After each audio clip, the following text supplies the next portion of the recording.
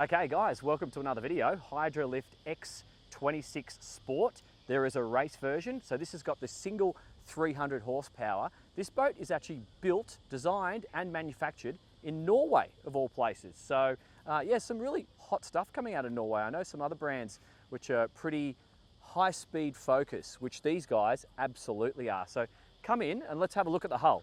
Hydrolift, I guess a hint in the name. Lift meaning air steps, I think that's what they're referring to. It does have air steps. It's got 24 degree of dead rise underneath the hull. But check this out. So when I had a look at this boat, we tried to do this shoot last week, but it was raining. So I got up there and we decided to can it for a sunny day. I assumed that this bow shape at the front would give us a lot of vertical acceleration going through the waves. And I thought, oh, I wonder if that's going to throw any water across the front of the boat and up on the windscreen. Absolutely not.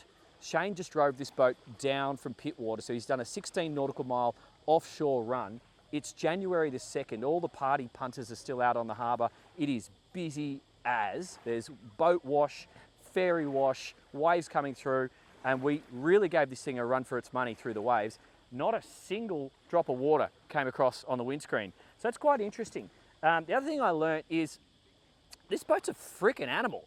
This boat will do 52 knots plus just with this engine. It's rated to 70 knots. So you do 600 horsepower, twin 300s on this particular hull. So it feels incredibly solid.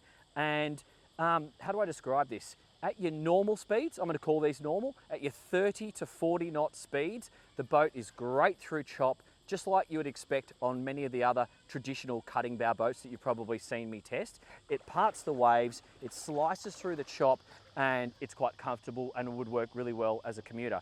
But then you have this whole extra range, an extra speed capability at your hand. So once you get over the 40 knots and into the 50 and the 50 plus, and I assume it's even more exciting at 60 and above, you're then at the helm of a bit of an animal. It's a bit of a fighter jet. So you need to know how to drive, you need to know how to be safe, and you need to know how to look for dangers. The boat's gonna handle it. The question is, will you? So come on with me. That's all very interesting. We've got the rub rail around the side here, got the trailer hook if you chose to trailer it. First thing I want to point out, you can option it with a bow ladder from the factory. We've just got a manual anchor out the front because we're going to get to this in a second.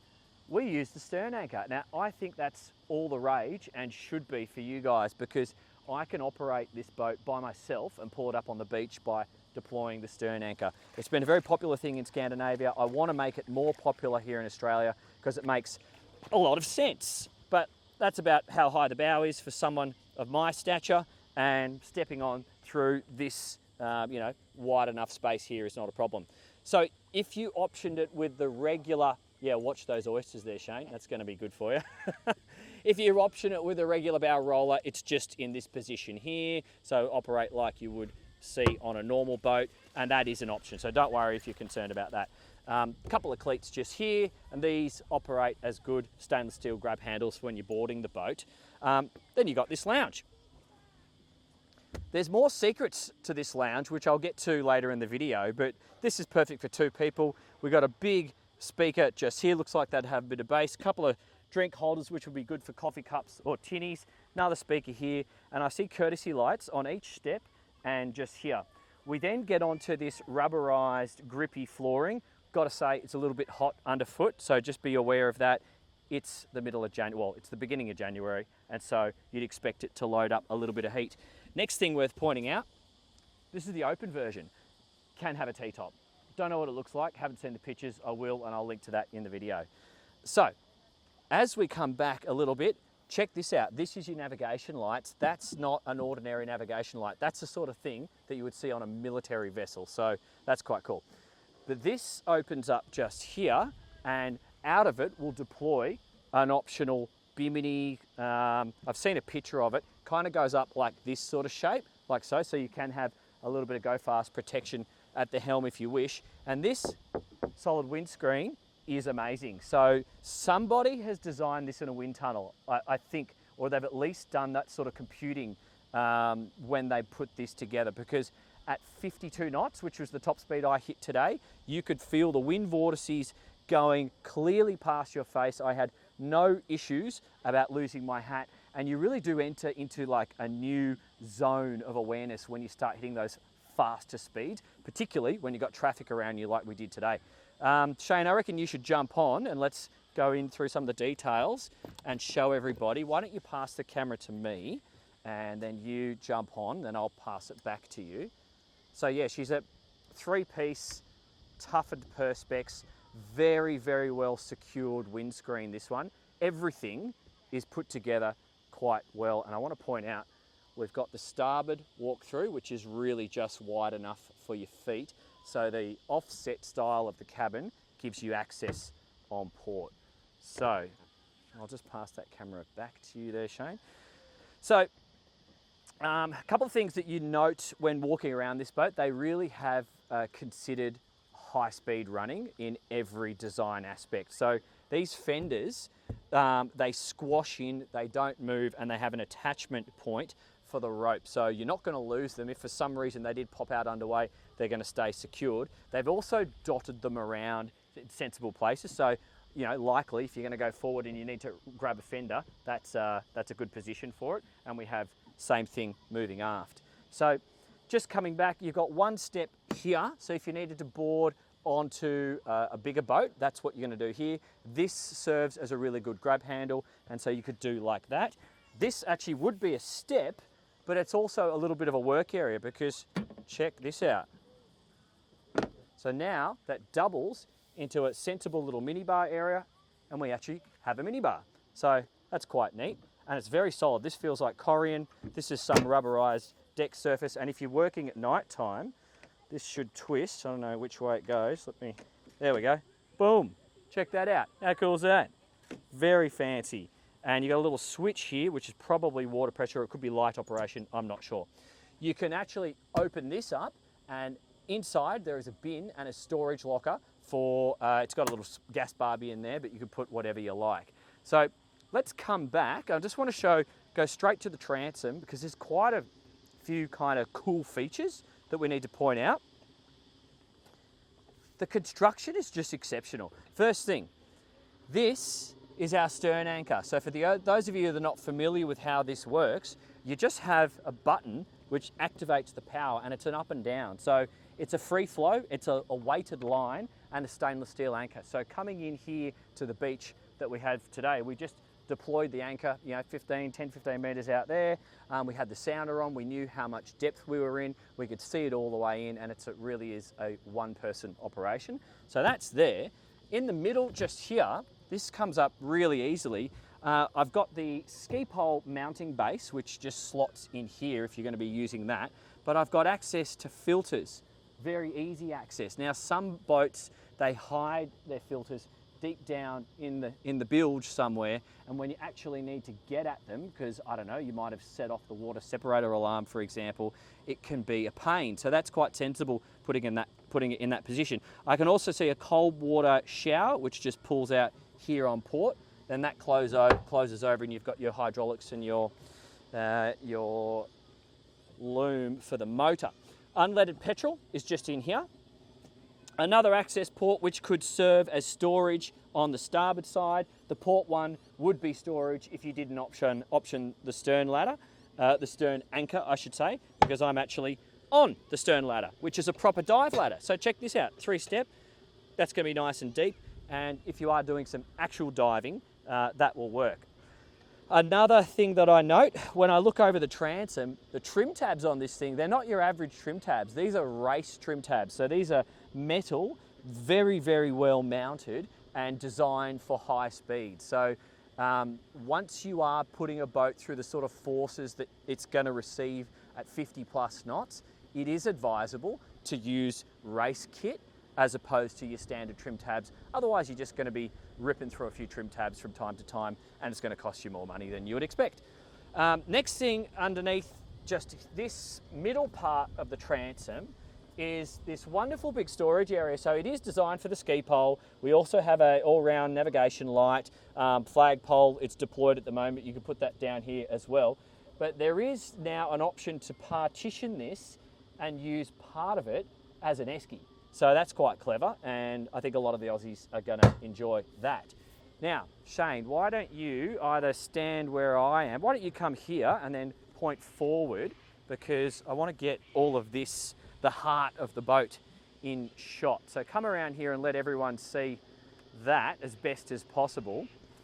Here we are, welcome to the cockpit. So first things first, this one here and that backrest there with these very seriously solid locking devices here will actually fold down into a big bed.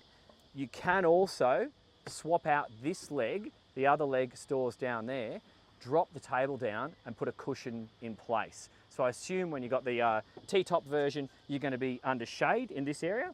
Next thing, you've probably been wondering where the fridge is. It's right here. So this is an isotherm fridge just there, and it's a top loading fridge. So it will actually stay a little bit colder being the top loading version. This just here is on hinges. I could see access to my shore power breaker, my storage for the table leg, the cushions, which just go under here, and also the fusion amplifier is down there.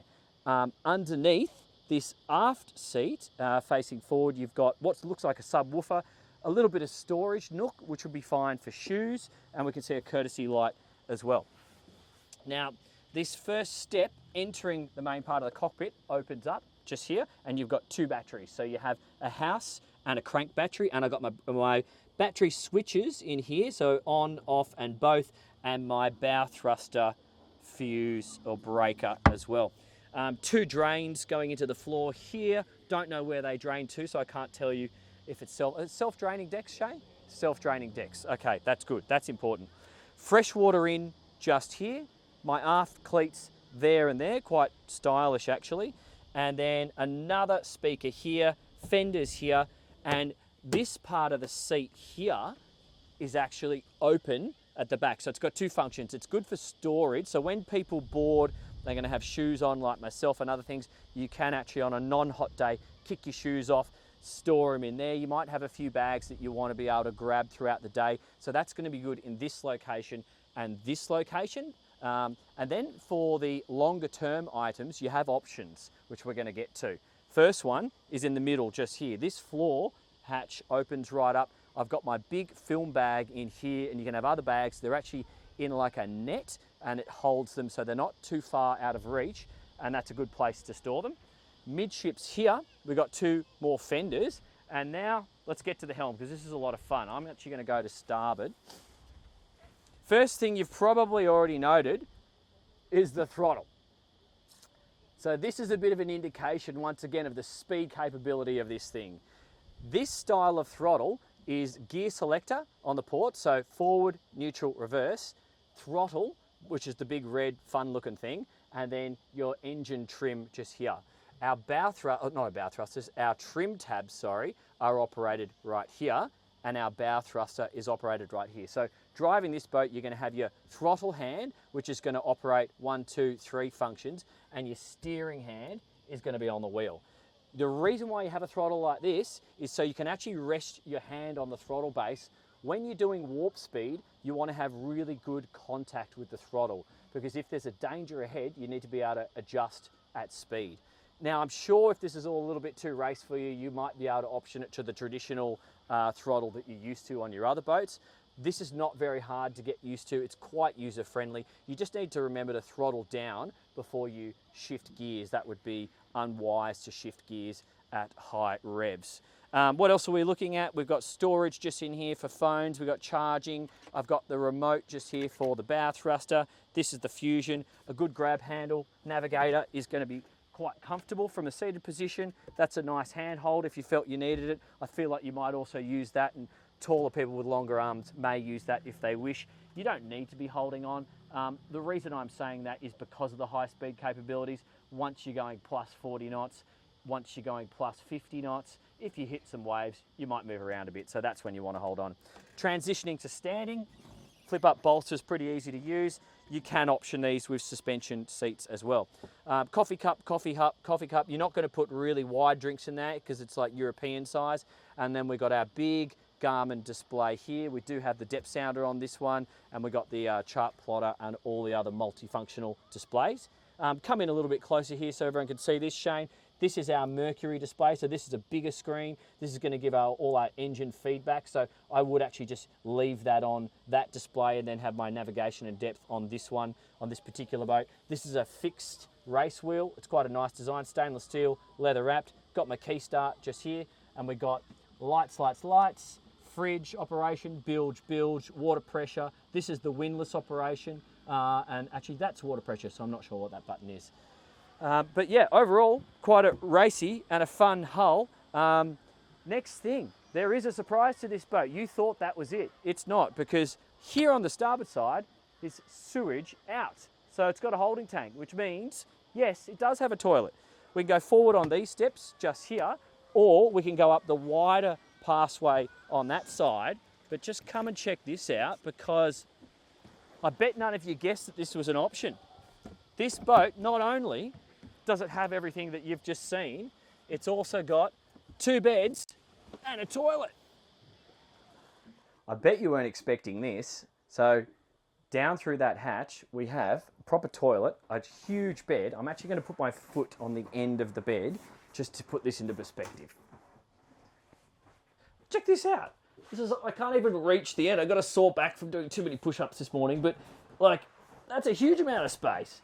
So it looks like, I haven't even checked under here, it looks like this cushion removes. So it does. You can actually get this cushion out of the way if you want to create a proper walk-through. We've got this soft flooring under here as well. So you can have it in the bed option. You can have the walk-through and get the cushion out of the way throughout the day if you wish, because back here we've got a proper toilet and everything feels so solid. So you can sit on it and use it like a seat if you need. You've even got a drink holder down here and space for your toiletries bags. We've got a holding tank. Oh, what's that? Is that a light? Maybe there is a light down here. I wasn't sure. But we have opening hatches here, here, and here. So there's 4 opening ports. So once you've closed that one for privacy, you can open all these up to get some airflow through here on a hot day. You've got space for bags on either side. That's some leftover from New Year's Eve. And under here, there's another bed. Okay, it's a bit of a crawl space. It's probably more of a single bed than what you would use up here. And to be honest, you're probably going to store bags, but it gives you the option. So isn't that cool? Toilet itself, just a normal electric toilet. Oh, it's got a proper loo roll holder there and more space just there. And you've even got access behind the helm. So everything, it's incredibly well done. It really is. All right, guys, this is a very impressive brand. They're coming into Australia and in reasonably big numbers, and they have capacity to build and engines to supply.